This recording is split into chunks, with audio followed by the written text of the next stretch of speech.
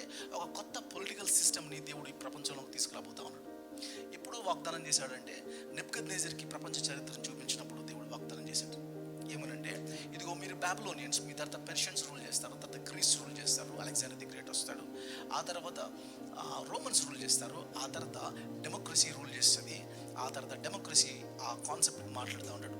అదేంటంటే ఇనుము మట్టి కలిగిన రాజ్యం తర్వాత ఏ చేతి సహాయం లేకుండా ఒక రాయి కుడుతుంది ఈ స్టాట్యూని, మొత్తం ఇది డిస్మాంటిల్ అయిపోతుంది, ఆ రాయి మాత్రం పెద్దదైపోతుంది, అదే దేవుని రాజ్యం. అంటే ఏం మాట్లాడుతుంటే డెమోక్రసీ తర్వాత వచ్చేది థియోక్రసీ, దేవుడే పరిపాలించే ఒక రాజ్యం ప్రపంచంలోకి రాబోతుంది.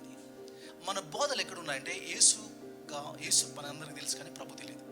ఆయన ప్రభుత్వం అంటే ఏంటి, ఆయన ఒక రాజకీయ పరిపాలన, ఒక పొలిటికల్ సిస్టమ్ని దేవుడు ఈ ప్రపంచంలోకి ఎలా ఎస్టాబ్లిష్ చేయబోతున్నాడు అంటూ మనకి ప్రకటన గ్రంథం ఎండ్ అవుతూ ఉంది. వీళ్ళు ఎప్పుడు ఎస్టాబ్లిష్ చేస్తావు, ఆ రాజ్యం ఎప్పుడు ఎస్టాబ్లిష్ చేస్తావు ఈ భూమి మీద అని అడుగుతున్నారు వీళ్ళు. ఎవరు? డిసైపుల్స్ అడుగుతున్నారు. సరే రిమెంబర్, ఆయన అంటున్నమాట, నీ రాజ్యానికి మేము ఎప్పుడు వస్తామనలేదు, నీ రాజ్యాన్ని భూమి మీదకి ఎప్పుడు ఎస్టాబ్లిష్ చేస్తాం. సో నేను హెవెన్కి వెళ్ళడం కాదు, హెవెన్ ఈస్ కమింగ్ డౌన్ అని సత్యం చెప్తా ఉన్నాడు. అందుకని నా ప్రేయర్లో ఏముండదంటే, దై కింగ్డమ్ కమ్, నీ రాజ్యం వచ్చుగాక, నీ రాజ్యం భూమి మీదకి వస్తుంది. అది దేవుడే పరిపాలించే ఒక రాజకీయ వ్యవస్థ. TV9 కలలుగా అన్నది ఒక మెరుగైన సమాజం కోసం, దానికోసం ఆ రాజ్యం ప్రభు రాజ్యంలోనే ఉంటుంది, దేవుని రాజ్యంలో ఉంటుంది కదా. మన హైందవులు కలగంటున్నారు రామరాజ్యం కావాలని, ఆ రాజ్యం దేవుని రాజ్యంలో మాత్రమే సాధ్యం అవుతుంది. మహాత్మా గాంధీ కలగన్నాడు అర్ధరాత్రి 12 గంటలకు ఆడపిల్ల ఒంటరిగా చీకట్లో తిరగాలి అనేది.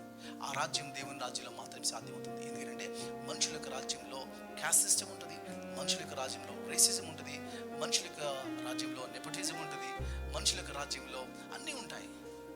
అన్నీ ఎంత ఈవిల్ ఉండాలో అన్నీ ఉంటాయి. సో ఇవన్నిటికి ఫుల్ స్టాప్ పెట్టేసి దేవుడు ప్రామిస్ చేసింది ఏంటంటే, ఇది ఒక రాజ్యానికి ఇవ్వబోతా ఉన్నాను, ఆ రాజ్యంలో నీతి మాత్రమే విశ్వసిస్తుంది. అందుకని 2 Peter 3:13 అంటాడు, ఇదిగో మనం ఎదురు చూసిన నూతన ఆకాశము నూతన భూమిలో నీతి ఎల్లప్పుడూ జీవించును, righteousness will dwells forever. నిత్యము రైచియస్నెస్ మాత్రమే ఉంటుంది, నీతి మాత్రమే ఉంటుంది.